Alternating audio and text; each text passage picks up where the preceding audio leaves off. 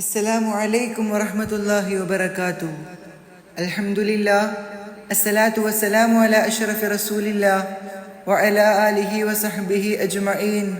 അമ്മാ ബഅദ്. ഏറ്റവും ബഹുമാനാദരവുകൾ നിറഞ്ഞ ഉസ്താദുമാരെ, രക്ഷിതാക്കളെ, കൂട്ടുകാരെ, മുത്തുനബി മുഹമ്മദ് മുസ്തഫ സ്വല്ലല്ലാഹു അലൈഹി വസല്ലമ തങ്ങളുടെ മീലാദ് ലോകമാകമാനം കൊണ്ടാടുന്ന ഈ സുന്ദര സുദിനത്തിൽ ഞാനും നിങ്ങൾക്ക് മുമ്പിൽ അവിടുത്തെക്കുറിച്ച് അല്പം സംസാരിക്കുവാൻ ആഗ്രഹിക്കുകയാണ്. നാഥൻ തൗഫീക്ക് നൽകുമാറാകട്ടെ. ആമീൻ. പരകോടി വിശ്വാസികളുടെ ഹൃദയാന്തരം പ്രകാശം പൊഴിക്കുന്ന പൗർണമിയാണ് മുത്തുനബി സ്വല്ലല്ലാഹു അലൈഹി വസല്ലമ തങ്ങൾ. അവിടുത്തെ പ്രകീർത്തനങ്ങൾ വാമൊഴിയാലും വരമൊഴിയാലും അടയാളപ്പെടുത്താൻ അന്ത്യനാൾ വരെ ഒരാൾക്കും സാധ്യമല്ല. അത്രത്തോളം പാരാവാരം പോലെ പരന്നു കിടക്കുകയാണ് മുത്തിന്റെ കീർത്തനങ്ങൾ. അല്ലാഹു സുബ്ഹാനഹു വ തആല തന്നെ പറഞ്ഞല്ലോ, അങ്ങയുടെ കീർത്തി നാം ഉയർത്തിയിരിക്കുന്നു എന്ന്. അതെ, ആ കീർത്തന പൂർത്തീകരണം അസാധ്യം തന്നെ.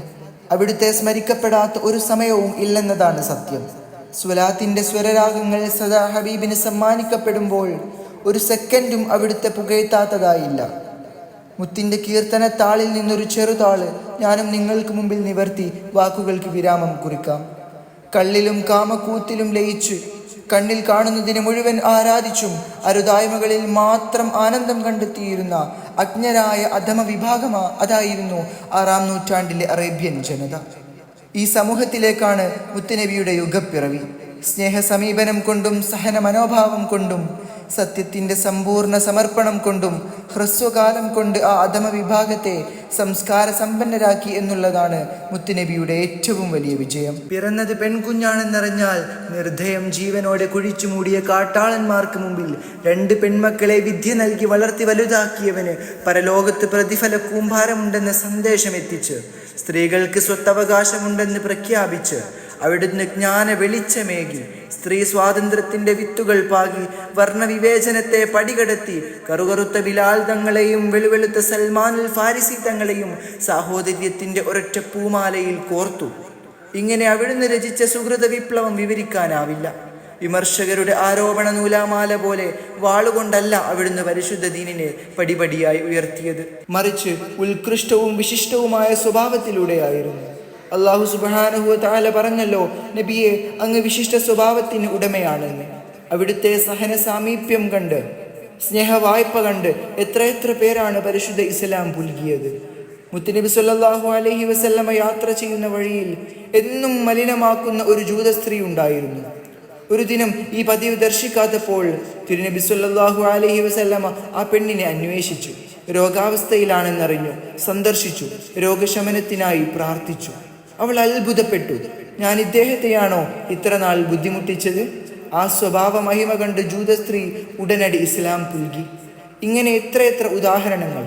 ബോധന വഴിയിൽ കല്ലുകളും മുള്ളുകളും കനൽ ചീളകളും ഒന്നൊന്നായി പതിച്ചപ്പോൾ അവിടുന്ന് സഹിച്ച സഹനത്തിന്റെ പ്രതിഫലങ്ങളാണ് അന്നും ഇന്നും എന്നും ഇസ്ലാമിന്റെ വിജയരഹസ്യം. ഇതര മത നേതാക്കൾക്ക് പോലും ആ മഹത്വത്തെ വാഴ്ത്തേണ്ടി വന്നു എന്നതാണ് സത്യം. അതുകൊണ്ട് നമുക്ക് സത്യസരണി സമ്മാനിച്ച മുത്തിനെ സ്നേഹിക്കൽ നമ്മുടെ ബാധ്യതയാണ്.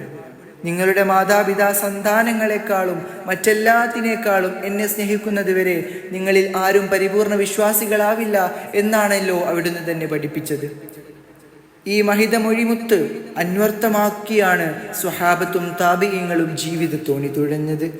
കൊലക്കയറിന് മുമ്പിലും സ്നേഹത്തെ ബലിയർപ്പിക്കാത്ത ഉബൈബ് തങ്ങളും തിരുചലന നിശ്ചലനങ്ങളെ അനുധാവനം ചെയ്ത് ഇബ്നു ഉമർ തങ്ങളും തിരുമുത്തിന്റെ വഫാത്ത് അറിഞ്ഞ് അവിടുത്തെ കാണാത്ത നയനങ്ങൾ ഇനി എനിക്കെന്തിന് എന്ന് പറഞ്ഞ് കണ്ണുകൾ കുത്തിപ്പൊട്ടിച്ച അബ്ദുല്ലാഹി ഇബ്നു സയ്യിദ് തങ്ങളും തിരുസ്നേഹത്താളുകളിലെ ഒളിമങ്ങാത്ത താരകങ്ങളാണ്.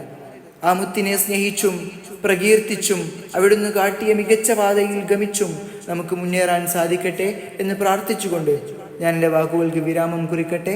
വാഹിർ ദഅവാന അനിൽ ഹംദുലില്ലാഹി റബ്ബിൽ ആലമീൻ. അസ്സലാമു അലൈക്കും വറഹ്മത്തുള്ളാഹി വബറകാതുഹു.